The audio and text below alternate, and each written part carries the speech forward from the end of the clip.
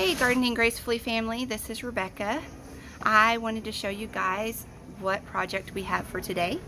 I've never grown this before because I know that it requires quite a bit of fertilization and quite a bit of work, and so we're just going to try it out and see how it goes. I am planting some roses. These are called Marmalade Skies. They are supposed to bloom multiple times throughout the spring and summer season, and they're orange, which I think is really pretty. So we'll just have to see how it goes. But Stephen and I want you to come along with us and see what we do. Usually you guys see us at the back of our house. Today's the front because that's where we're gonna plant the roses.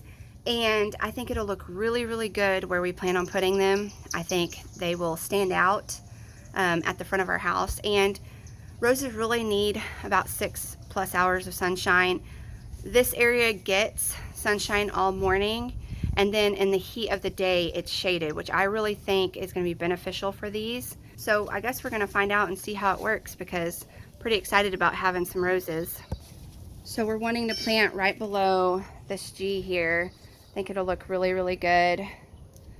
I think it'll look good at the front of our house right here. And you know, my husband already dug out this big hole for us, so that's awesome. We're gonna mix some of the native soil with some potted soil. You wanna say hi? Hi. This is the hole that Stephen dug to put this in. My plan is, because this soil is not the greatest, but I want my roses to be used to where they're gonna be going, so I don't wanna just put a bunch of garden soil that I bought from the store in here. I want to try to mix some of this soil in with the garden soil so that when it's hitting the edges of these of the hole, the roots will still want to grow and still want to go deeper and further out. So he put a big hole for a little tiny plant because we are going to be mixing in some of the store-bought soil, organic soil that we purchased, as well as the native soil. So that's what I'm doing right now.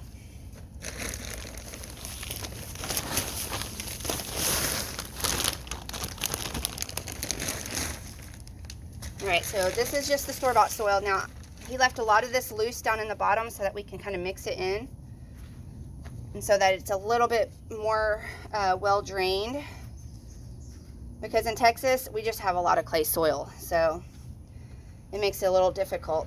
But I want this rose to get established with both, you know, the native soil as well as the mix of this organic soil that I'm putting in here.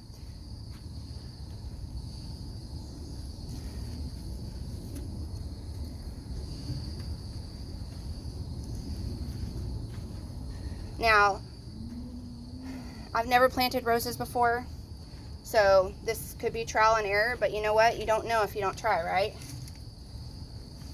So I'm taking what I do know and implementing it with the roses. And so I'm kind of mixing the soil in together.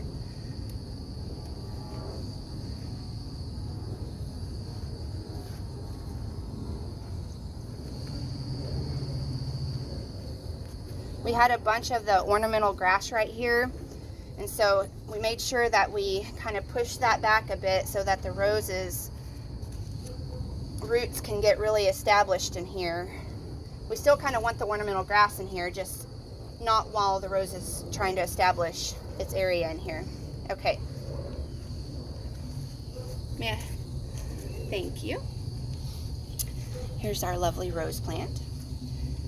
When you plant the roses, you have to be pretty gentle with them. And with this, you can actually, the way this pot is designed, you can actually just push them up, which is really nice. And so you can see that it's kind of yellowing a bit, which is normal with it being stuck in this pot for a little while and through shipping and everything. I think it needs to go a little bit higher, because you want it kind of to be flush with this. You don't want to overtake the actual leaves like you can a tomato plant. You want to go to the very tip of the soil here. Okay, I have some. So I'm going to do a layer of the native soil here. Okay, and then I'm going to actually top it off with the soil from the garden soil from the store, and then we'll put mulch on the top. That way it kind of doesn't get shocked by, whoa, what's this, you know, and it can be mixed up together. Okay. All right, now I'm gonna top it off with this garden soil, and then we're gonna put mulch down in here. Get those out of there.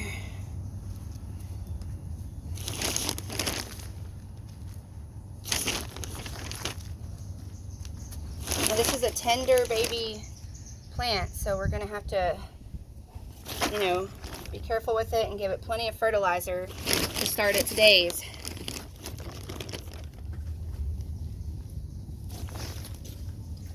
All right, there we go. Now the next thing we're gonna do is put mulch on this. That way it can help retain some moisture.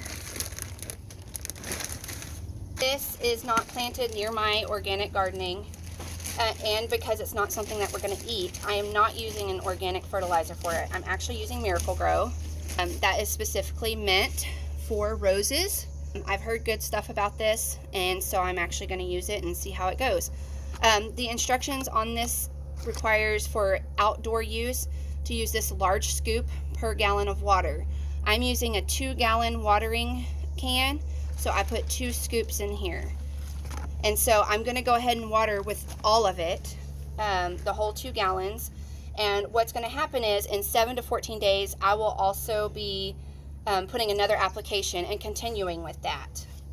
So we're going to go ahead and water this in really good. When you're transplanting something, you want to make sure you're actually doing it not in the heat of the day.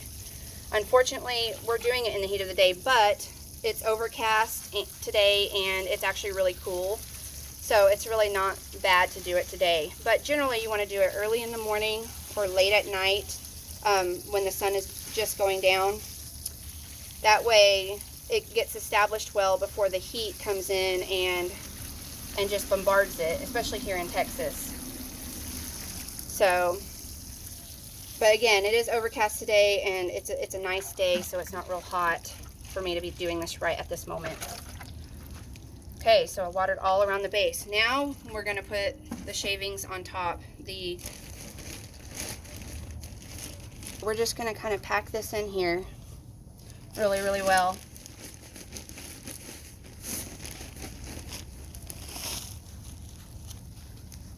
And you want to kind of keep some space away from the rose plant, just so that it doesn't heat up right next to the rose plant.